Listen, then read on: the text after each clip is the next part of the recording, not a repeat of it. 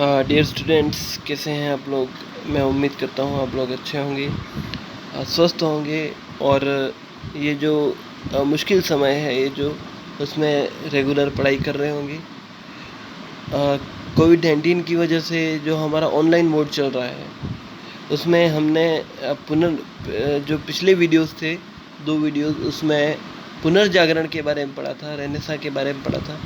Renaissance एक important question है और ये अक्सर पूछा जाता है। इसमें से तो एक क्वेश्चन तो आता ही है। तो आज हम कल हमने पढ़ा था कि एक तो विज्ञान के क्षेत्र में कौन कौन सी खोजें हुई, कौन कौन सा इसमें हुआ। इसके बाद हमने ये पढ़ा था कि भौगोलिक खोजों की और भौगोलिक खोजें जो हुई वो पुनर्जागरण की एक बहुत बड़ी विशेषता थी, एक प्रमुख विशेषता थी। तो भौगोलिक खोजें किस प्रकार से हुई और इसके बाद पुनर्जागरण का परिणाम क्या क्या हुआ, इसका महत्व क्या है, वो हम अभी पढ़ेंगे। अब प्रमुख भौगोलिक खोजें। अब एक पुर्तगाली यात्री था, वास्को डी गामा नाम का एक नाविक था, पुर्तगाली नाविक। वो अपने साथियों सहित पूर्वी द्वीप समूह की ओर निकल पड़ा। अब उसने 1498 में वो भारत पहुंचा, भारत के कालीकट बंदरगाह पर पहुंचा और वहाँ पर उसने बहुत सारा व्यापार किया। वहाँ पर उसने ये मान लीजिए कि वहाँ पर उसने मसाले खरीदे जिसको उसने अपने देश में ले जाकर बेचा तो उसको 60 गुना फ़ायदा हुआ, 60 टाइम्स बेनिफिट उसको हुआ। तो इससे प्रेरित होकर वो वापस यहाँ पर आया और वापस फिर से अपार कमाई करके लौटा। तो ये इस तरह से भौगोलिक खोजें आरंभ हुई। इसके बाद स्पेनिश जो खोज करते थे उनमें क्या प्रवृत्तियाँ इस समय हुई। तो स्पेनिश खोजकर्ताओं में क्रिस्टोफर कोलंबस का नाम अत्यधिक प्रसिद्ध है। आपने भी बिल्कुल संभवतः इसका नाम सुना होगा बचपन में। अब वो उसने अनजाने में अमेरिका की भूमि पर पाँव रखा। उसने भी अपनी खोज चालू की और उसने सोचा कि वो भारत पहुंच गया है। तो इस कारण से उसने वहाँ के लोगों को नाम दे दिया इंडियन।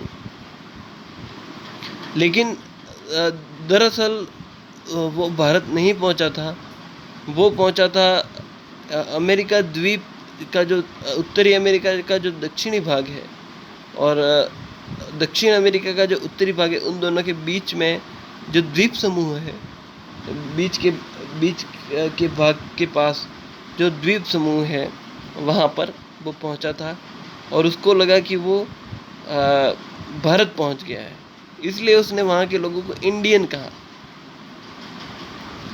अब लेकिन बाद में क्या हुआ कि एक उसकी मृत्यु जैसे ही हुई, उसके बाद एक इटालियन नागरिक अमेरिगो वेस्पुसी, यहाँ पर ये नाम सही नहीं है, टाइप नहीं हुआ है, वेस्पुसी नामक एक नाविक ने इसको एशिया का भाग न बताते हुए एक नई दुनिया बताया।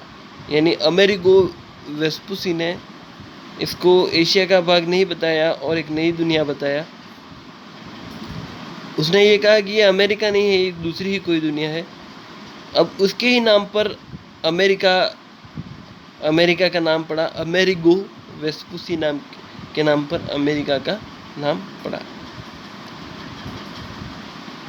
अब उसने वहाँ पर उपनिवेशवाद शुरू किया कि उसने वहाँ के जो लोग थे, पहले तो उनसे मूल्यवान चीज़ों को कौड़ियों के दाम खरीद लिया, फिर उन लोगों को अपने अधिकार में कर लिया। इसके बाद फर्डिनेंड मैगेलन वैसे तो पुर्तगाली था, लेकिन स्पेन के राजा ने उसको अपने वहाँ रख लिया था। फर्डिनेंड मैगेलन नाम का जो नाविक था वो पुर्तगाली मूल का था, लेकिन स्पेन के राजा ने अपने यहाँ पर उसको एक नौकर रख लिया था। उसने दक्षिण अमेरिका के दक्षिणी भाग तक यात्रा की। इसके बाद फ्लोरिडा, मेक्सिको, पेरू, मध्य अमेरिका आदि क्षेत्रों का पता लगाया गया और वहाँ पर उपनिवेशवाद की भी शुरुआत हुई। उपनिवेशवाद से हम क्या समझते हैं कि वहाँ के जो मूल निवासी हैं, वहाँ के जो लोकल पर्सन्स थे, उन पर अपना जो प्रभुत्व जमा लेना, वो उपनिवेशवाद कहलाता। अब इंग्लैंड और अन्य देशों ने क्या सब प्रयास किए। हमको पता है कि इंग्लैंड की जो ईस्ट इंडिया कंपनी थी, उसने भारत पर कई सालों तक 2 शताब्दियों तक शासन किया था। तो भौगोलिक अनुसंधान के क्षेत्र में अंग्रेज़ों ने काफ़ी देर से भाग लिया, लेकिन इससे पहले क्या होता था कि अंग्रेज़ जो थे वो केवल एक समुद्री लुटेरों के रूप में ही प्रसिद्ध थे। अब वो लोग कोई अच्छे काम के लिए नहीं जाने जाते थे। वो केवल उनके सीमा से जो भी जहाज़ निकलते उनको लूट लेते। तो इस तरह से वो समुद्री लुटेरों के नाम से प्रसिद्ध थे। लेकिन 1497 में जॉन केबट नाम के एक नाविक ने अनजाने में एक महाद्वीप खोज लिया। अब उसके साथ अंग्रेज़ों ने ये किया तो फ्रांसीसी ने भी किया कि सोचा कि हम भी एशिया का पश्चिमी मार्ग खोज लें। तो जाक कार्तिया नामक जो एक फ्रांसीसी है, वो एक नई दुनिया पहुंचा। नई दुनिया मतलब अमेरिका। उसने सेंट लॉरेंस नदी के मार्ग से यात्रा की और एक व्यापारिक चौकी भी कायम की। तो इस तरह से जो प्रमुख भौगोलिक खोजें हुई और अब इनका परिणाम क्या हुआ। भौगोलिक अनुसंधान के परिणाम स्वरूप यूरोप वासियों के कार्य और चरित्र में बड़ा परिवर्तन आ गया। अब उनके कार्य करने के तरीके में परिवर्तन आ गया। वो ये सोचने लगे कि अब हम सारी दुनिया पर राज करेंगे, या फिर ये भी सोचने लगे कि हम सारी दुनिया में व्यापार करेंगे। और उनके कार्य करने के तरीके में बहुत परिवर्तन आया। पहले वो लोग काफ़ी सीधे साधे थे, लेकिन अब वो काफ़ी कुशल व्यापारी बन गए। इसके बाद भौगोलिक अनुसंधान का जो कार्य था वो राष्ट्रीय गौरव का प्रतीक बन गया। राष्ट्रीय गौरव का प्रतीक कैसे, जैसे जिस देश ने जितने भौगोलिक खोज किए वो क्षेत्र उसके, तो वहाँ पर उस देश का झंडा फहराया जाएगा और इस तरह से राष्ट्रीय गौरव प्राप्त होगा। यही कारण था कि अनेक जो राजा और शासक थे वहाँ के, वो इन भौगोलिक खोजों को प्रोत्साहन देते थे, पैसा देते थे और उनको फंडिंग करते थे, ताकि एक तो उनका क्षेत्र बढ़े, उनका अधिकार क्षेत्र बढ़े, और दूसरा उनका एक दूसरे देशों में डंका बजे कि हाँ, इन्होंने इतने देशों की, इतनी जगहों की खोज की। इससे क्या हुआ कि व्यापार, वाणिज्य और उपनिवेशवाद दोनों का ही विकास हुआ। इससे ये जो चीज़ है भौगोलिक अनुसंधान, इससे व्यापार वाणिज्य का विकास हुआ। जो लोग अरब में गए थे वहाँ पर उन्होंने अरब में तो व्यापार किया, लेकिन बाद में उन्होंने उपनिवेश बनाने शुरू कर दिए, कॉलोनीज बनानी शुरू कर दी, जिससे वो जो एक व्यापारी और ग्राहक का संबंध था, अब वो संबंध धीरे धीरे शासक और शासित के रूप में परिवर्तित हो गया। वो जहाँ के वो जो मूल निवासी थे उन पर अत्याचार हुए। इससे अब वैज्ञानिक अनुसंधान का क्षेत्र भी बढ़ता चला गया। अब वैज्ञानिकों को खोज करने के लिए एक सीमित एरिया में, एक सीमित क्षेत्र में रहने की ज़रूरत नहीं थी और उनके अनुसंधान का जो क्षेत्र है वो काफ़ी विस्तृत हो गया, काफ़ी बढ़ गया और वो वैज्ञानिक अलग अलग देशों की अलग अलग अनुसंधान कर सकते थे। इसके बाद अमेरिका, अफ्रीका और ऑस्ट्रेलिया के मूल निवासियों पर बर्बर अत्याचार भी किए गए और उन्हें गुलाम बनाया गया। जैसा कि हमने पहले चर्चा की इस बारे में कि जहाँ पर भी यूरोपीय कंट्री ने उपनिवेश बनाए, ये बनाए थे मुख्यतः अमेरिका, अफ्रीका और ऑस्ट्रेलिया। वहाँ के जो मूल निवासी थे उन पर काफ़ी अत्याचार किए गए और उनको गुलाम बनाया गया, उनको गुलाम बनाकर बेचा जाने लगा। तो इसके बाद भारत और चीन जैसे देशों में यूरोपीय साम्राज्य का विस्तार किया गया। हम जानते हैं कि ईस्ट इंडिया कंपनी ने काफ़ी समय तक भारत में शासन किया, काफ़ी लंबे समय तक किया और अपने साम्राज्य का विस्तार किया। भारत का एक बहुत बड़ा हिस्सा प्रत्यक्ष रूप से ब्रिटिश भारत के अंतर्गत था, ब्रिटिश राज के अंतर्गत था और जो अप्रत्यक्ष रूप से, वो भी सिर्फ अप्रत्यक्ष, सिर्फ एक टेक्निकली अप्रत्यक्ष था। अदरवाइज तो ये भी एक तरह से पूर्ण नियंत्रण में ही था। तो इस तरह से इतना बड़ा क्षेत्र, भारत और चीन का जो बहुत बड़ा क्षेत्र है, वो जो कि एशिया महाद्वीप का है, तो इससे ऐसे देशों में भी यूरोपीय साम्राज्य का विस्तार हुआ। इस प्रकार भौगोलिक अनुसंधानों ने यूरोप को संपूर्ण विश्व का भाग्य विधाता बना दिया। जैसे लगभग देखो, जैसे अमेरिका के जो महाद्वीप थे उन पर यूरोपियंस का कब्जा हो गया। इसके बाद अफ्रीका पर यूरोपियंस का कब्जा हो गया। उसके बाद ऑस्ट्रेलिया, उस पर यूरोपियंस का कब्जा हो गया। भारत और जो बाकी जो एशिया है वो, उस पर यूरोपियंस का कब्जा हो गया। 4 तो ये हो गए, 4 और दक्षिण अमेरिका और उत्तरी अमेरिका गिन ले तो 5 ये हो गए। यूरोप में वो पहले से ही थे, उनका घर ही था वो। अब बचा केवल अंटार्कटिका, और वो एक मनुष्यों के लिए नहीं, मतलब एक अभी जो उसको घोषित किया गया है, वो उस समय तो उसकी खोज भी नहीं हुई थी, लेकिन ये एक विश्व का महाद्वीप घोषित किया गया है उसको। तो नहीं तो उसको भी उपनिवेश बना लेते ये लोग।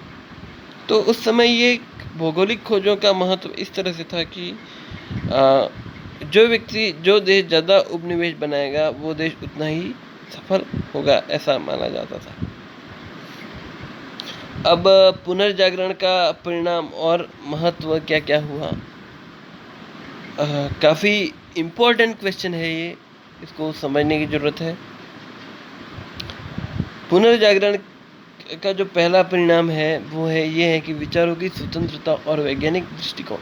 हम ये देखते हैं कि यूरोपियंस जो है वो आज भी, ऐसा माना जाता है कि यूरोपीय जो है शैली है, जीवन शैली, वो भारतीय और एशियाई जो जीवन शैलियाँ हैं उनकी तुलना में ज़्यादा खुली हुई है,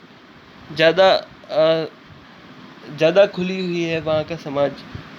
तो इसका बैकग्राउंड क्या है, इसका कारण क्या है?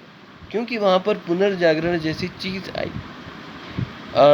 इन्होंने क्या किया कि वहाँ पर हर व्यक्ति को महत्व दिया गया, विचारों की स्वतंत्रता और वैज्ञानिक दृष्टिकोण को महत्व दिया गया। आज जो हमारा वैज्ञानिक दृष्टिकोण है कि जैसे हमने देखा होगा कि कोई भी चीज़ हमको कोई कह देता है तो हम उस पर विश्वास नहीं कर लेते हैं। हम कहते हैं कि हम इसका प्रूफ बताओ, इसका प्रूफ क्या है। तो अगर हम इसका प्रूफ बताने में असफल रहते हैं तो कोई हमारी बात पर विश्वास नहीं करता है। तो वैज्ञानिक दृष्टिकोण की जो शुरुआत हुई, खैर वैसे तो वैज्ञानिक दृष्टिकोण की शुरुआत का श्रेय यूरोप को ही दे देना एक उचित बात नहीं होगी। ये केवल हम यूरोप की बात कर रहे हैं, तो वैज्ञानिक दृष्टिकोण अगर यूरोप में अगर विकसित हुआ तो इसका श्रेय जो है वो पुनर्जागरण को जाता है। इसके बाद भौतिकवादी दृष्टिकोण का विकास। अब हमने देखा था कि पहले जो यूरोप वासी थे वो चर्च के जो सिद्धांत थे उन पर ज़्यादा विश्वास रखते थे, लेकिन और वो ये सोचते थे कि जीवन की कठोरता और सब कुछ ईश्वर को समर्पित करना चाहिए। लेकिन धीरे धीरे ये माना जाने लगा कि जो संसाधन हैं वो अंततः मनुष्य की सुख सुविधा के लिए ही है, तो उनका उपयोग किया जाना चाहिए। तो इस तरह से जो मनुष्य की एक स्वतंत्रता की बात हुई, तो इस तरीके से मनुष्य के सुख की बात भी हुई और भौतिकवादी दृष्टिकोण का विकास हुआ। राष्ट्रीयता का विकास, सामंतवाद वाले चैप्टर में हमने पढ़ा था कि जो व्यापारी थे वो ये सोचते थे कि जो सामंत हैं वो हमारी रक्षा नहीं कर पाएंगे, तो उन्होंने राष्ट्रीयता के विकास में योगदान दिया। पुनर्जागरण से भी राष्ट्रीयता के विकास में वृद्धि हुई, जो मतलब एक राष्ट्र राज्य, एक राष्ट्र की तरह उदित हुए, जैसे इंग्लैंड, प्रशा, रूस, फ्रांस, ये सब। उसके बाद धर्म सुधार आंदोलन की पृष्ठभूमि का निर्माण। धर्म सुधार आंदोलन का जो प्री फेज था वो यही था, क्योंकि धर्म सुधार अगर तर्क के बल पर होना था, तो क्योंकि तर्क का विकास इस काल की सबसे, पुनर्जागरण काल की सबसे प्रमुख विशेषता थी, तो ये स्वाभाविक ही था कि धर्म सुधार की पृष्ठभूमि का निर्माण भी इसी से हुआ। इसके बाद उन्नत पाठ्यक्रम। पहले जो पाठ्यक्रम था उसमें धार्मिक बातों पर अधिक बल दिया जाता था, लेकिन अब का जो पाठ्यक्रम नया जो पढ़ाया जाने लगा वो वैज्ञानिक दृष्टिकोण वाला पाठ्यक्रम पढ़ाया जाने लगा। उसके बाद अंधविश्वासों का जो उन्मूलन आरंभ हुआ, लोगों ने ये देखा कि अंधविश्वासों में कुछ भी नहीं रखा है, अंधविश्वास बेकार चीज़ है, ना ही ये विज्ञान से सिद्ध होती है, और कई बार वैज्ञानिकों ने इसको गलत साबित करके बता दिया। तो जो अंधविश्वास हैं उनका भी उन्मूलन हुआ। इसके बाद जिज्ञासा की भावना का विकास। Curiosity can kill a cat, ऐसी कहावत है, मजाक के लिए ये कहावत बोली जाती है, लेकिन जिज्ञासा जो है वो किसी भी व्यक्ति को आगे बढ़ाने में मदद करती है। तो इस भावना का विकास हुआ, और जैसे ही इस भावना का विकास हुआ तो मनुष्य ने नई नई चीज़ों के बारे में जिज्ञासा होने लगी, ये चीज़ क्या है, ये चीज़ कैसे होगी, ये चीज़ कैसे होगी। तो इस भावना का विकास हुआ। इसके बाद देशी भाषाओं का विकास। देशी भाषाओं से तात्पर्य है कि यूरोप की जो लोकल लैंग्वेजेस हैं, जैसे अंग्रेजी, फ्रेंच, डच, पुर्तगाली, ये जो रशियन, ये जो भाषाएं हैं उनका विकास हुआ। इसके बाद उपनिवेशवाद हुआ। हमने कुछ देर पहले ही ये पढ़ा है कि उपनिवेशवाद की जो शुरुआत है वो भौगोलिक खोजों के कारण हुई, और उपनिवेशवाद के जो खराब परिणाम भी सामने आए कि दास प्रथा जैसी चीज़ें शुरू हो गई। इसके बाद कला कौशल की उन्नति हुई। पुनर्जागरण से जिसको कहते हैं कि एक इम्प्रूवमेंट जो आया, और शैलियों में इम्प्रूवमेंट आया, जो कमियां थी उनको दूर कर दिया गया।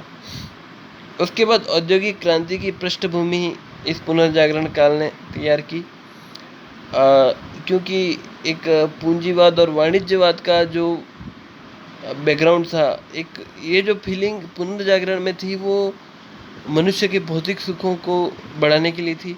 अब भौतिक सुखों के लिए पैसे चाहिए, और इसकी ज़रूरत को यूरोप में बहुत सारे व्यक्तियों ने महसूस किया, और इस तरह से उद्योगों की जो स्थापना हुई और उनकी वृद्धि हुई, उसके पीछे पुनर्जागरण का भी बड़ा महत्व है। इसके बाद इतिहास का वैज्ञानिक ढंग से अध्ययन। जो भी स्रोत हैं उनको इतिहास के जो स्रोत हैं उनको वैज्ञानिक रूप से परिष्कृत करके पढ़ा गया। उसके तो इसलिए जो नए मेथड्स शुरू हुए इतिहास अध्ययन के, तो इस तरह से पुनर्जागरण के प्रभाव पड़े। हम जब नेक्स्ट क्लास लेंगे तो नेक्स्ट टॉपिक को भी देख लेंगे। Thank you so much.